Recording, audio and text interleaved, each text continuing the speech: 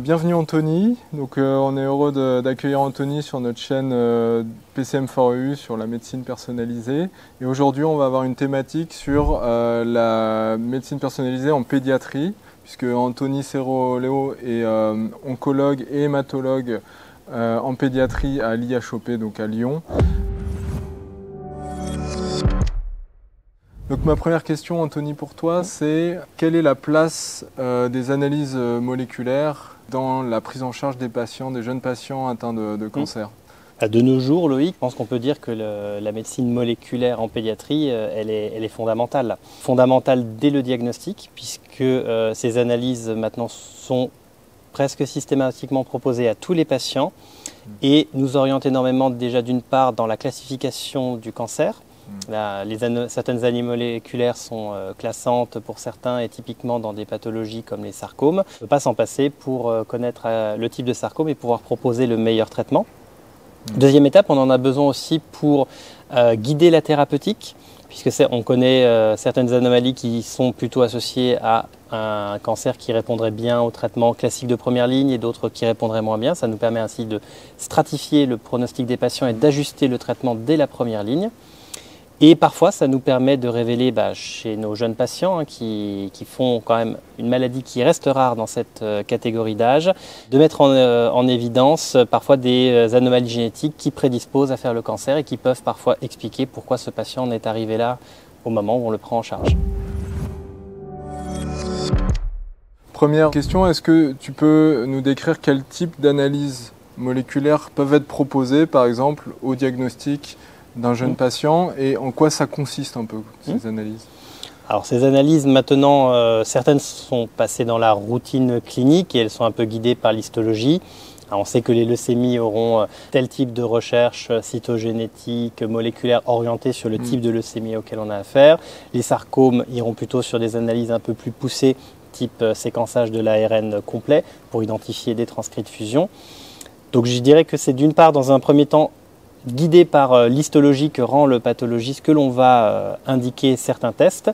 Et d'autre part, depuis fin 2020, nous avons accès en France à un séquençage beaucoup plus profond dès la première ligne de traitement qui est possible d'offrir à nos patients dans le cadre de ce qu'on appelle le plan France Médecine Génomique 2025, qui permet pour tous ces patients d'avoir dès le diagnostic de leur cancer un séquençage génome complet, un séquençage complet des parties codantes des gènes, l'exome, et un séquençage complet de l'ARN exprimé dans la tumeur. Ce qui nous permet vraiment en une seule analyse, j'ai envie de dire, d'avoir vraiment toutes les informations d'un coup. Donc le résultat de ces analyses est souvent compliqué d'interprétation, parce qu'on analyse énormément de différents gènes ou différents niveaux. Comment on fait, comment vous organisez en oncopédiatrie pour interpréter et que ça puisse aboutir à une prise en charge personnalisée pour les patients? Alors d'une part, du fait du délai de rendu de ces analyses qui forcément pour l'instant demande en général 6 à 8 semaines, on ne les attend pas pour commencer un traitement, le patient a toujours besoin d'un traitement plus rapidement que cela. Comme les cancers pédiatriques sont rares, les biologistes ne les connaissent pas aussi bien que les cancers plus fréquents comme le poumon ou le colorectal de l'adulte.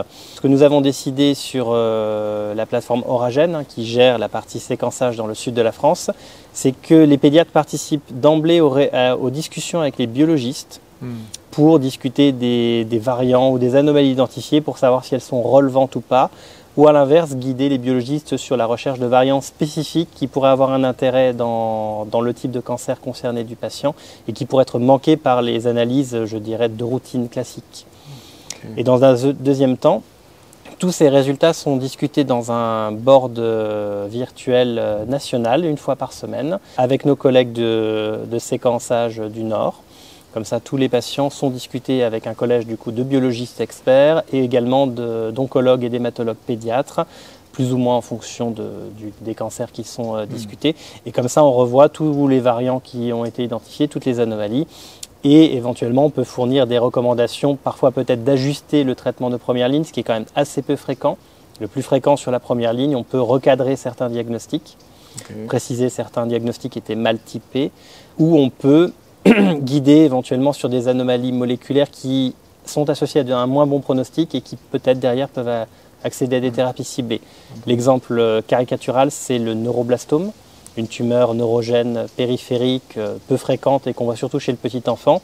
Et maintenant, c'est que les mutations du gène ALK, qui peuvent être présentes au diagnostic, sont associées à une forte chimiorésistance et ces patients maintenant peuvent bénéficier d'une thérapie ciblée en première ligne si l'on identifie cette anomalie. Ok, donc c'est une belle illustration d'un impact immédiat de l'analyse moléculaire dans ce cadre-là. Est-ce que tu peux nous donner une idée à peu près du pourcentage de patients chez qui ces analyses-là, en début de prise en charge, peuvent changer un petit peu soit le diagnostic, soit le traitement? Alors c'est un peu dur de répondre parce que comme la pédiatrie a vite été molécularisée, beaucoup des analyses dont on avait besoin ont été vite mises en place en routine. Et finalement, les résultats du séquençage profond, je dirais, ne modifient notre attitude que dans 5 à 10% des cas à l'heure actuelle. Mais parce qu'on a la chance de bénéficier dans nos réseaux hospitalo-universitaires déjà d'analyses moléculaires poussées, ciblées sur l'histologie d'intérêt. Typiquement, maintenant, depuis 3 ans, les altérations de ALK sont systématiquement recherchées pour tous les neuroblastomes en diagnostic sans attendre l'analyse d'un profilage complet. Si on passe un peu à l'étape d'un traitement qui devrait se reprendre, une rechute par exemple, ou une situation métastatique, est-ce qu'il y a des essais cliniques disponibles avec des traitements ciblés actuellement en pédiatrie? Quel est un peu l'état des essais cliniques actuellement en France?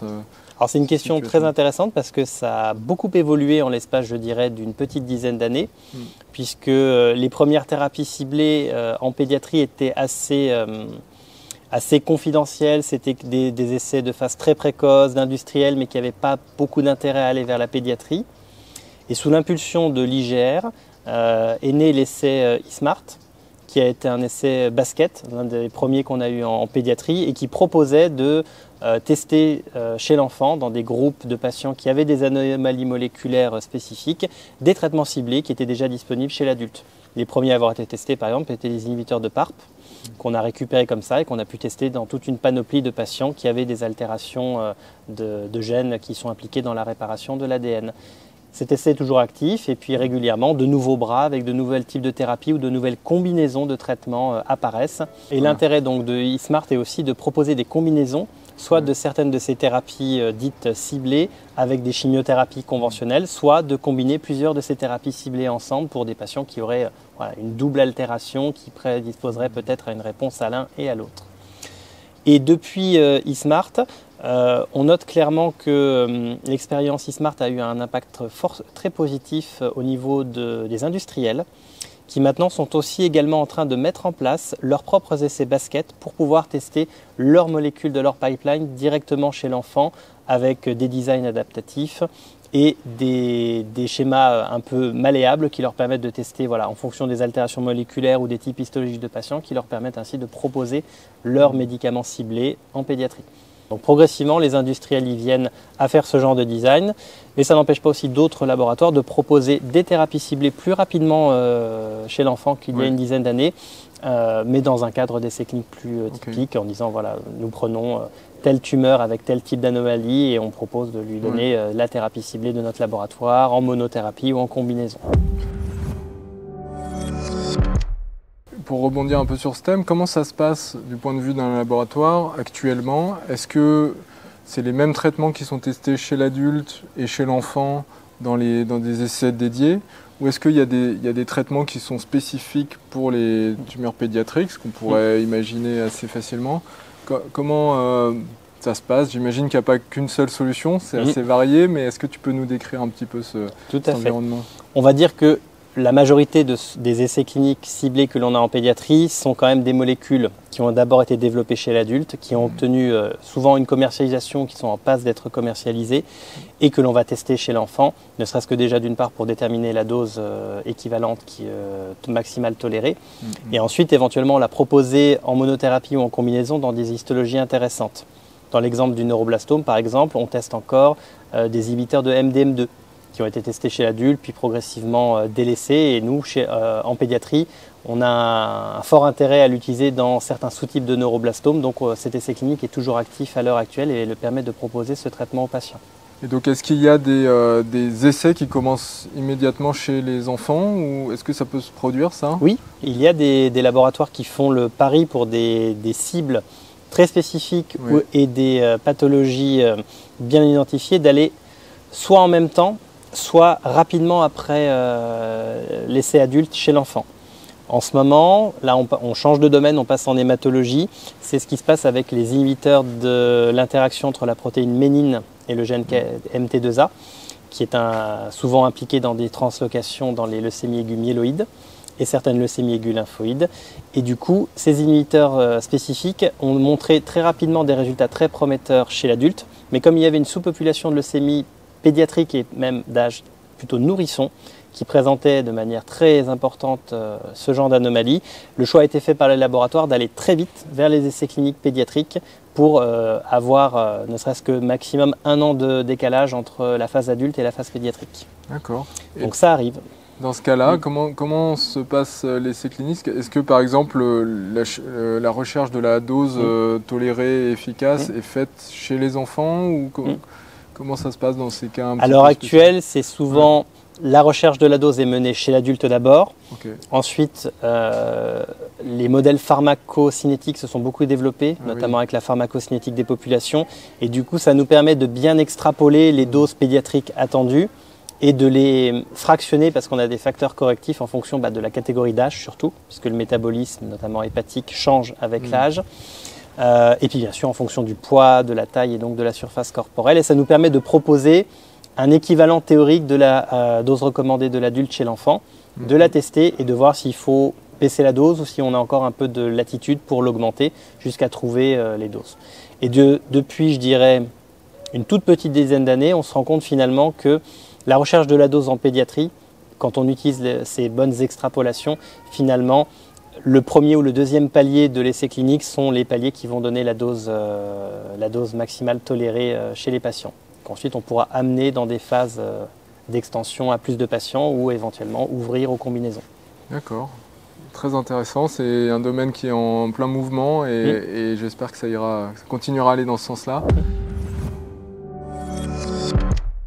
De manière plus générale, j'ai été assez impressionné par les chiffres dans le monde, voir qu'il y avait à peu près 80% des patients en oncologie pédiatrique ou en hématologie pédiatrique qui avaient accès aux essais cliniques, ce qui est bien supérieur à ce qu'on connaît chez les adultes, où c'est plutôt moins de 5% en fait, de ces patients qui ont accès aux essais cliniques.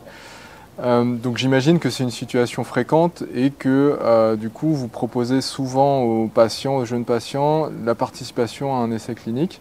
Est-ce que tu peux nous expliquer comment ça se passe, la présentation d'un essai clinique à un jeune patient et à sa famille? Pour répondre à la première partie, effectivement, on inclut beaucoup plus nos patients dans des essais cliniques, je dirais pour 2 raisons principales.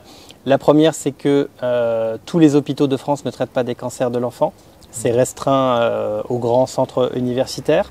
Donc on n'a pas la problématique de patients qui seraient dans des cliniques privées ou dans des hôpitaux de plus petite taille qui n'auraient pas l'habitude. Tous ces patients sont référés dans un centre universitaire et tous les essais cliniques de première ligne, en tout cas la majorité, sont ouverts dans ces centres-là. Et comme en plus nous savons que nous travaillons sur des maladies rares, puisqu'on parle en France de 1500 patients par an, tout cancer compris de moins de 15 ans, eh bien on sait que si on veut avancer, on n'a pas le choix, il faut faire ces essais cliniques, il faut que les patients entrent dans les registres, qu'on alimente les bases de données, puisqu'il n'y a que comme ça que l'on pourra avancer et choisir les meilleurs traitements pour tous nos patients. Comment ça se passe la présentation d'un essai clinique? Déjà je dirais qu'il faut passer l'étape de l'annonce, du diagnostic, qui est un choc pour n'importe qui, mais qui est un double choc en pédiatrie, puisque l'enfant va subir son traumatisme à lui, qui va varier en fonction de son âge. Un adolescent va réagir un peu comme un jeune adulte. Un petit enfant ne va pas forcément comprendre ce qui se passe, mais entre les deux, tout le spectre des réactions est possible. Et puis après, on va avoir le choc des parents en face qu'il va falloir gérer. On a bien l'habitude de s'occuper de ça et on arrive, dans la très grande majorité des cas, à vite établir une relation de confiance avec les familles. Et derrière, on essaye plutôt de le faire dans un second temps, faire un premier temps d'entretien pour l'annonce de la maladie, expliquer d'où elle vient, parler rapidement des traitements, et plutôt dans un second entretien, venir en disant voilà, nous avons le stade définitif du cancer de votre enfant, voici le traitement qu'on vous propose. Et là, on explique que nous sommes dans des contextes de maladies rares, que nous avons besoin d'avancer, etc. Et qu'il y a un essai clinique, et on explique comment fonctionne l'essai clinique, qu'est-ce qui permet, etc. Les parents sont toujours libres d'accepter ou pas et de revenir sur, entre guillemets, le standard de traitement actuel, mais l'expérience montre que la majorité des patients nous font confiance là-dessus, prennent le temps de se documenter sur l'essai clinique proposé, et dans plus de 80% des cas, les patients sont inclus. C'est une expérience vraiment intéressante, la centralisation un petit peu des essais cliniques qui permet aussi de faire accéder les patients plus fréquemment aux essais cliniques. Alors il y a sûrement d'autres méthodes à mettre en place chez les adultes pour augmenter ce taux de participation, peut-être pas par la centralisation, mais donc ça on y travaille, et d'ailleurs tes idées, si tu en as, sont bienvenues. Une question aussi sur le travail en réseau des oncologues pédiatriques ou hématologues pédiatriques, plus côté recherche de biomarqueurs ou de nouvelles approches en fait thérapeutiques. Il y a beaucoup de partage de données, enfin vu de l'extérieur. Comment tu peux nous parler de cette expérience, à nous qui connaissons peut-être pas si bien ces réseaux, et comment tu peux nous inspirer Donc ta question porte juste sur l'aspect plutôt translationnel. Les réseaux biologiques, j'ai envie de dire, dépendent un peu des médecins cliniciens qui, même si nos cancers sont rares, nous avons tous un peu nos cancers de prédilection sur lesquels on s'investit d'un point de vue de la recherche fondamentale et translationnelle. Et du coup, on est associé à des unités de recherche, typiquement sur le CRCL, qui développent des thématiques en lien avec ces types de tumeurs. Donc après, c'est un peu l'historique de chaque équipe de recherche et de chaque équipe clinique qui a mené des expertises qui sont plus poussées dans certains cancers à tel endroit et plus dans d'autres à tel endroit. Et comme nous fonctionnons déjà sur des cancers rares et que nous sommes peu nombreux, nous avons l'avantage de tous nous connaître. Donc on sait très bien en France qui s'occupe de tel cancer avec telle anomalie génétique, et on est vraiment dans le partage où on va aller rapidement quand on a plus l'expertise en termes de recherche sur un domaine particulier, rapidement confier des échantillons ou des données à l'équipe qui a plus l'habitude pour échanger avec eux sur que ce soit du profilage moléculaire, mais aussi des aspects plus fonctionnels sur le cancer. Globalement, on sait qu'on travaille bien ensemble, on sait qui est plutôt expert dans tel domaine et qui est dans l'autre, et on a tendance à bien communiquer entre nous. Et comme on se connaît tous, qu'on se voit tous au moins une fois par an dans notre congrès national, l'échange il se fait presque naturellement, j'ai envie de dire, mais ça n'est permis que parce que nous sommes peu nombreux et parce que nous traitons finalement peu de patients. Et qu'on peut se permettre de discuter un patient à 3 endroits différents pour impliquer plusieurs personnes différentes, pour vraiment avoir l'avis du plus large nombre d'experts et faire en sorte que le patient, où qu'il soit en France, bénéficie du traitement le plus adapté et correspond le mieux à sa pathologie. Il y a aussi un gros effort sur les réseaux cliniques, comme on l'évoquait. Est-ce que tu veux nous décrire rapidement un petit peu l'organisation et à quoi ça sert un réseau clinique ? Alors les réseaux cliniques fonctionnent en pédiatrie depuis maintenant plus d'une vingtaine d'années, je dirais. Nous les avons construits, enfin nous, je dis nous, mais mes pères avant les ont construits, et finalement ces réseaux sont rentrés dans un cadre plus officiel puisque maintenant ils étaient pilotés par l'INCa et maintenant ils vont être pilotés par les ARS. Donc la France est divisée en 6 interrégions principales dans lesquelles il y a une obligation de faire des RCP communes, tout simplement. C'est-à-dire que tous les patients diagnostiqués dans une région seront discutés au même endroit. Parfois, c'est des réunions différentes qui sont guidées par la pathologie. Typiquement, on ne peut pas mettre l'hématologie et l'oncologie en même temps. Il y a juste des problèmes de calendrier de tout le monde. Et du coup, ceci, c'est en place depuis longtemps et ça fonctionne plutôt bien. Ça fonctionne tellement bien qu'on a mis en place des filières d'excellence puisque nous fonctionnons à moyens constants, dirons-nous. Et la technique s'améliore et parfois, nous sommes un peu gênés par des évolutions. Typiquement, la radiothérapie pédiatrique n'est pas quelque chose d'extrêmement développé. Certains hôpitaux ne peuvent plus s'équiper d'un radiothérapeute pédiatre et du coup se développe un réseau d'excellence. Typiquement dans la région Rhône-Alpine, tous les patients de moins de 16 ans qui ont besoin d'une radiothérapie le font sur Lyon. Donc il y a là nécessairement besoin d'une collaboration entre les cliniciens de n'importe quelle ville de la région qui puissent nous référer correctement les patients dans des délais compatibles avec leur traitement pour qu'on puisse faire les choses dans les meilleurs délais et dans les meilleures conditions possibles. Super, je pense qu'on a fait un bon tour d'horizon du sujet. En tout cas, merci beaucoup pour tes éclairages sur tous ces sujets très passionnants, très intéressants. Merci Loïc de m'avoir invité. Et puis à très bientôt Anthony. Merci beaucoup. Au revoir.